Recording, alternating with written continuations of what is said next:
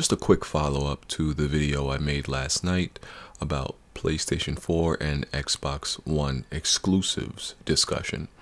And I uploaded that video and I didn't look at any of the comments. I didn't even look at the video last night. I just uploaded the video and I went straight to bed. And I said, I guess I'll see how this turns out in the morning. So I checked the comment section in the morning and it was what I expected, but not in a good way.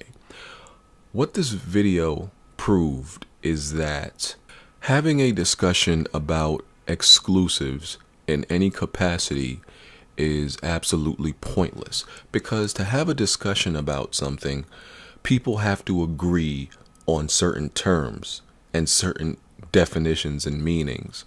And in this discussion of exclusives, people literally can't agree to anything. Like, please understand, for example, that I know what the word exclusive means. But like I said in that video, I entertained a different definition of the word exclusive to see if people could come to an agreement to have a discussion.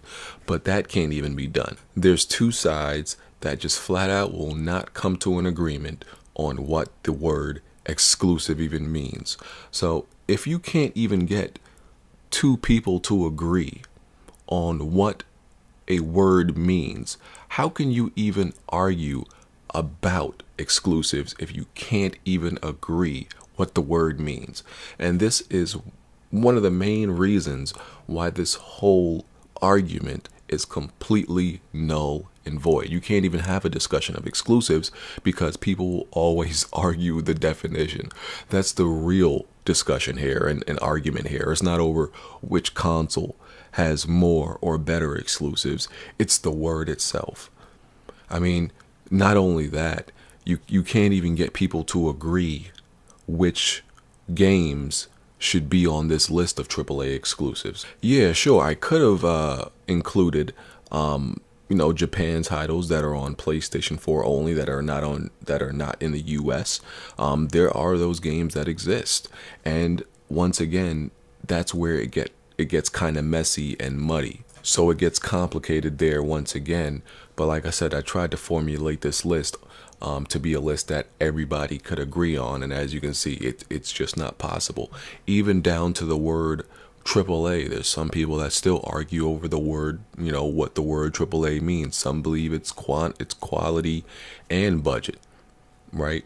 I mean, there was even people getting at me because I counted Forza 3 times, but I didn't count MLB The Show twice. And the reason I did that because Forza Horizon and Forza 5 are actually two different games.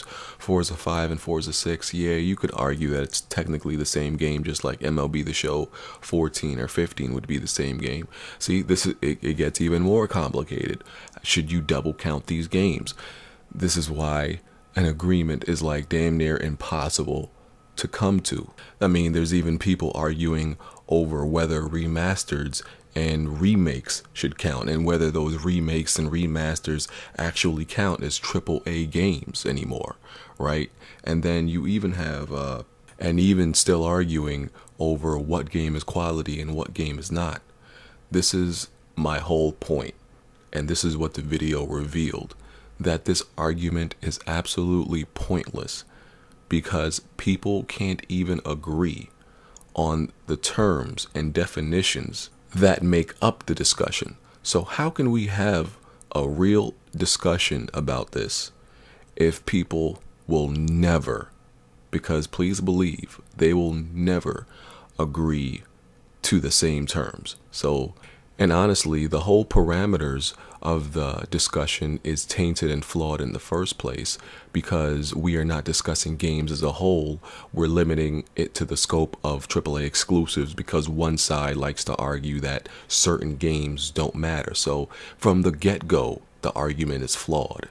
So this will be the last video I make like this. I'll still make videos discussing exclusives and everything like that as a whole, but in terms of a video just like this, in terms of the comparison, what's better, everything like that, no, because there is absolutely no point to a video like this. It is absolutely pointless. Let me know what y'all think. I'm out of here.